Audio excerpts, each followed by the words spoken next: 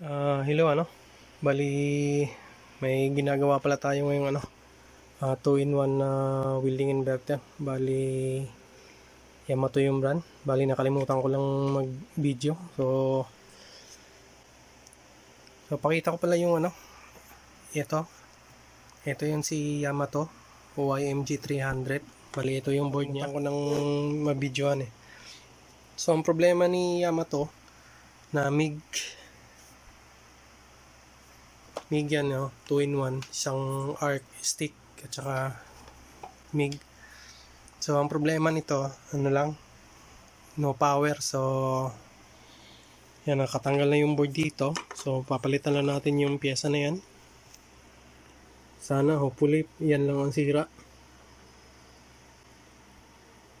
kasi ito yung control board nya. At saka timing naman na na may diagram tayo nito. So pakita ko yung diagram. So yan yung diagram nya.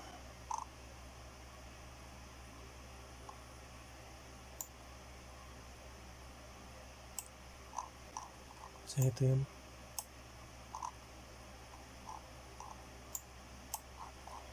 So yan. Ito yun. Ito yan. Tapos ito naman, yan. Ito rin yun. Ito. Yan. So naka-timing din tayo na meron tayong diagram nito. So kahit naman wala, ma-repair naman natin. Pero mas maganda meron para sulit yung repair. So tatanggalin ko muna yung IC tapos try nating panda rin kung yun lang ba ang problema.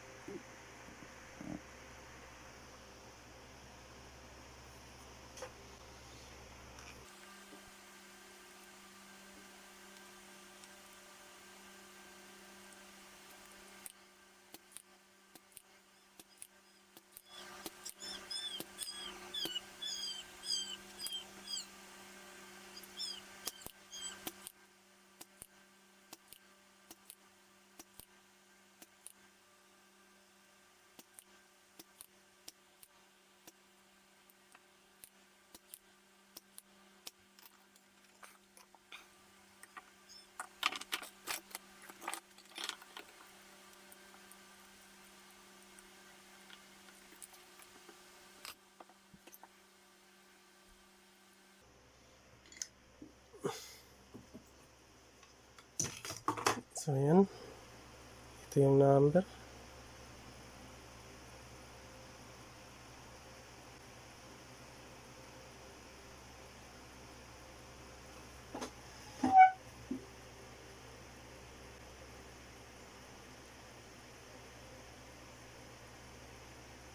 So yan yung number.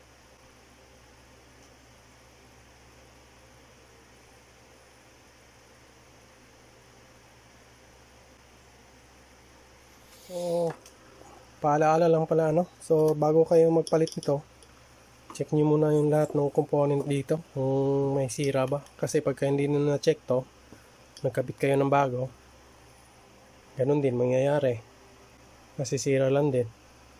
So check muna natin to.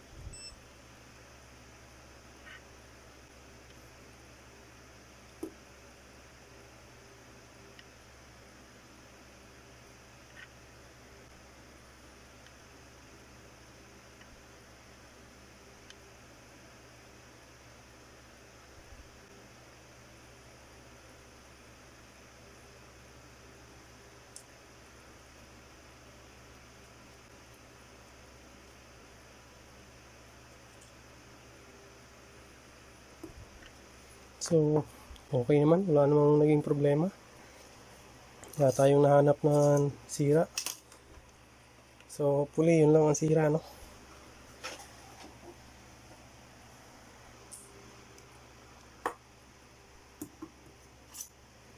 So ito yung luma. Tapos palit tayo ng bago.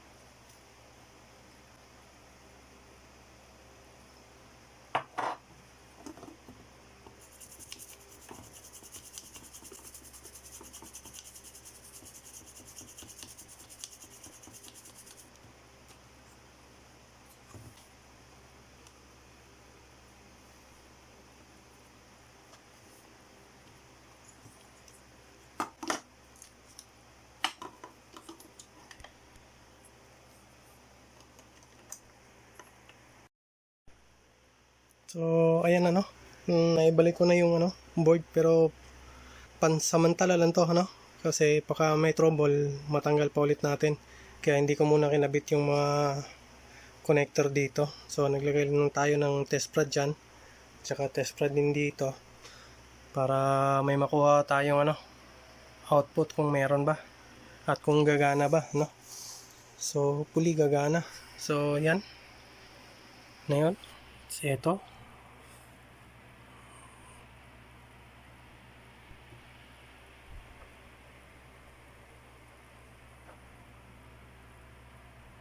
so testing na natin to.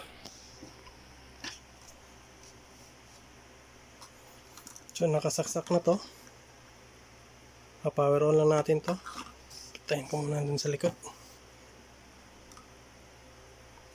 So on natin. Yan. Tapos dito. So yan. Kumana. So yan, may output na tayo na 45. So okay na to.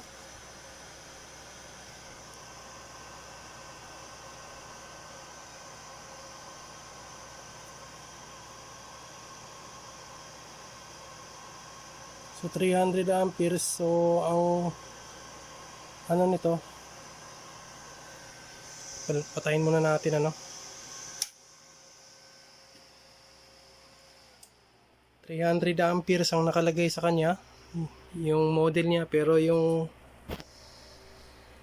output ng power ng diode is ang ginamit lang 60 F60. So malamang na siya 60 amperes lang to. So bali tatlo ginamit, so 180.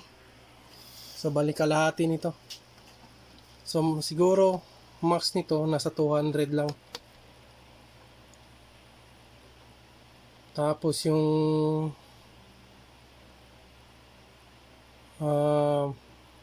normal operation ampere nito Ang ano lang na siguro sa mga, kung MIG lang ang gagamitin, siguro nasa 80. Kasi maliliit lang naman yung ano ni MIG eh. Yan, ito yan yung rolyo ni MIG. Bali yan yung ano niya, rod niya. Flux core ang ginamit. Kung stick naman, kung itotodo talaga ng stick to, hindi magtatagal to.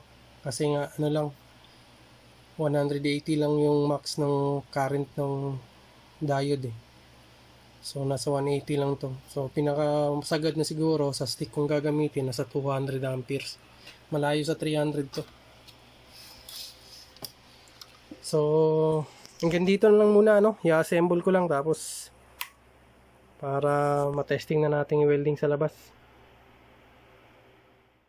Yan. So pag may yung ground positive nilagay dito. So on natin. So yan. Tapos settings natin dito. Naka MMA, so lipat natin ng yan. So testing natin yung welding.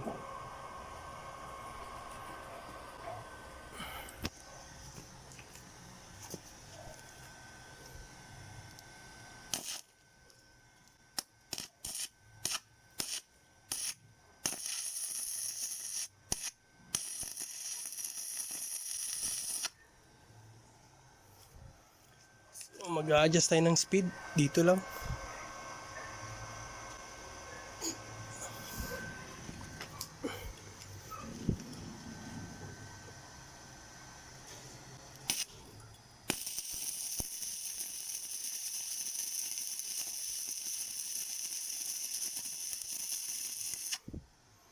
So ayan, okay na. So lipat ulit tayo sa stick.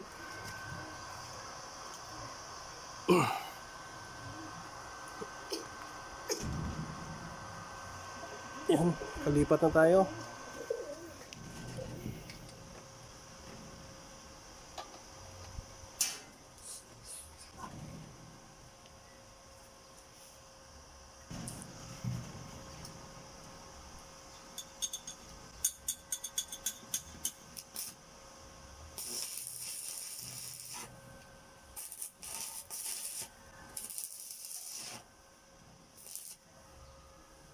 Ayun pa no.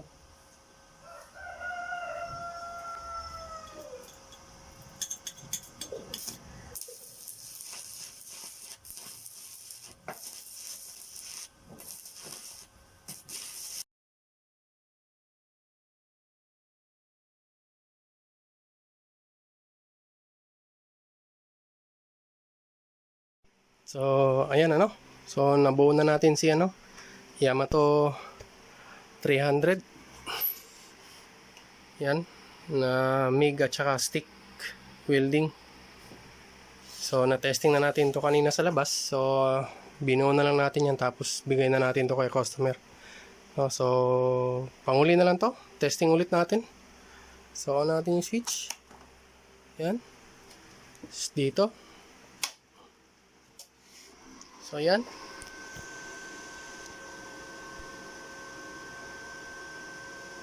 So maglipat tayo kay ano, dito kay MIG.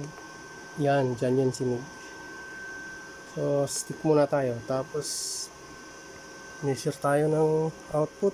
Kung ilan. So yan, 46. So okay na to. So hanggang dito na lang yung video, ano. Maraming salamat. So kung nagustuhan nyo yung video, please like, subscribe. Kung hindi naman, di okay lang din. So maraming salamat.